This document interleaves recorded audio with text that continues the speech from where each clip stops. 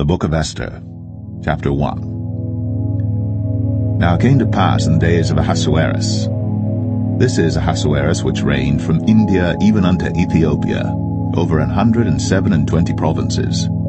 That in those days, when the king Ahasuerus sat on the throne of his kingdom, which was in Shushan the palace, in the 3rd year of his reign, he made a feast unto all his princes and his servants, the power of Persia and Media, the nobles and princes of the provinces, being before him. When he showed the riches of his glorious kingdom, and the honor of his excellent majesty many days, even 180 days, and when these days were expired, the king made a feast unto all the people that were present in Shushan the palace, both unto great and small, 7 days, in the court of the garden of the king's palace, where were white, green, and blue hangings, fastened with cords of fine linen, and purple to silver rings and pillars of marble. The beds were of gold and silver, upon a pavement of red and blue and white and black marble. And they gave them drink in vessels of gold, the vessels being diverse one from another, and royal wine in abundance, according to the state of the king. And the drinking was according to the law. None did compel, for so the king had appointed to all the officers of his house, that they should do according to every man's pleasure.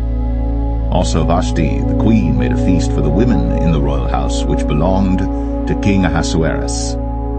On the 7th day, when the heart of the king was merry with wine, he commanded Mehuman, Biztha, Arbona, Bigtha, and Abagtha, Zethar, and Carcas, the 7 chamberlains that served in the presence of Ahasuerus the king, to bring Vashti the queen before the king with the crown royal, to show the people and the princes her beauty, for she was fair to look on.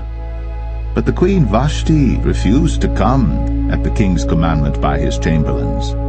Therefore was the king very wroth, and his anger burned in him.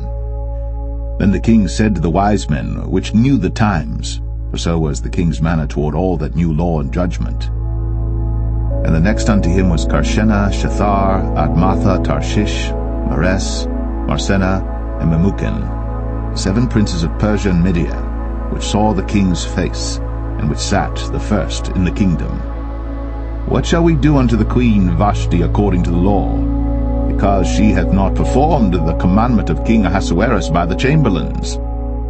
And Memucan answered before the king and the princes, Vashti the queen hath not done wrong to the king only, but also to all the princes, and to all the people that are in all the provinces of the king Ahasuerus.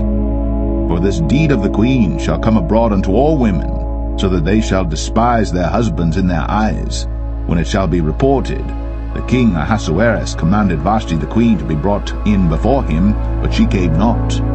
Likewise shall the ladies of Persia and Media say this day unto all the king's princes, which have heard of the deed of the queen. Thus shall there arise too much contempt and wrath.